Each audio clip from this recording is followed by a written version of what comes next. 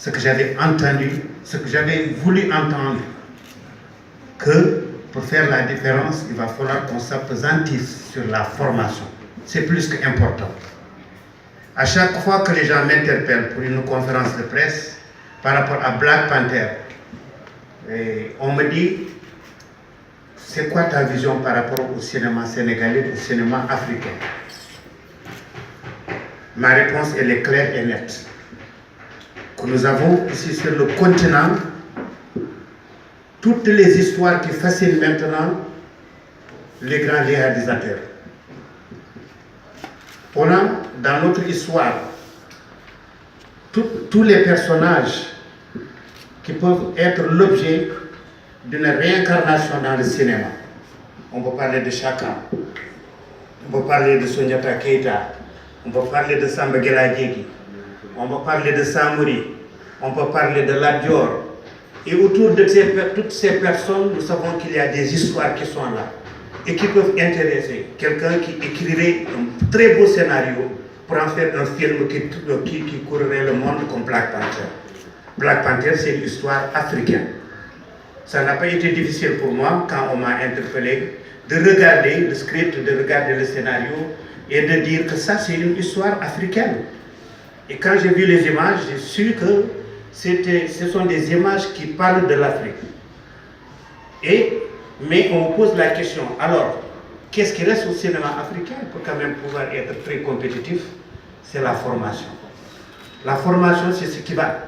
Parce que quand on regarde un film comme Black Panther, on se rend compte que les acteurs ne sont pas plus valeureux que Bass, par exemple, qui vient de se tenir debout près de nous, de Issa Niang, de tant d'autres.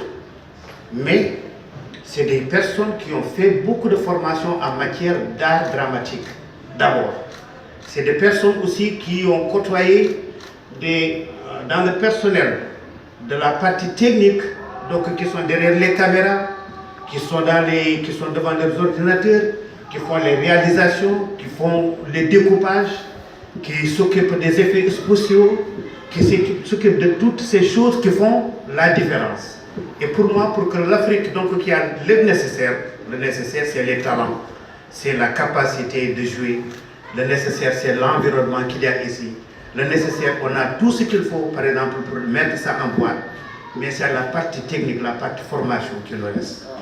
Et quand Papi est venu me voir, je lui ai dit que je te donne ma parole et je m'engage à être parrain de ce centre de formation, cette école de formation. Pourquoi je le fais? Je n'ai plus le droit de tourner le dos au cinéma. Comme tu viens de le dire, mon frère, après avoir fait plus de 10 participations dans la composition de la musique de film, de côtoyer des réalisateurs comme Ridley Scott et tant d'autres, je pense que ce serait malhonnête de ma part de ne pas quand même aider le cinéma sénégalais dans mes possibilités. Et ma possibilité, c'est d'accompagner des jeunes comme ça dans la formation, parce que moi je crois en la formation.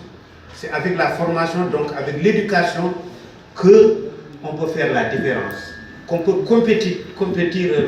aller en compétition avec les autres. Et ça, quand il est venu me voir, j'ai dit que mais il est du devoir de notre État, de nos administrations. Heureusement, nous avons Alassane qui est là avec nous, du ministère de la Culture. C'est quelqu'un qui comprend les enjeux de beaucoup de secteurs de la culture, sinon de tous les secteurs de la culture. Et avec le soutien de toutes ces bonnes volontés, tu y arriveras, Patrice. Tu y arriveras, Inch'Allah. Tu y arriveras parce que tu n'as jamais travaillé pour toi-même. J'ai vu dans le tournage de la vidéo avec Fatah que tu n'étais pas tout seul, avec tes collaborateurs les plus proches. Tu étais là avec de très bonnes volontés, de grandes bonnes volontés qui veulent apprendre autour de toi. Et tu as un cœur généreux, comme l'a dit tantôt Guissé. Tu as cette générosité pour partager les connaissances. Une connaissance, ça se partage. Nous avons plein de choses dont nous devons parler. Vous avez tantôt parlé de notre frère et ami qui est disparu. Moi, j'interpellerai aussi davantage la communauté internationale pour dire que nous avons le devoir encore d'élever la voix, de faire pour que tout reste plus. J'ai vu des vidéos sorties, peut-être dans les réseaux depuis quelques heures, dénoncer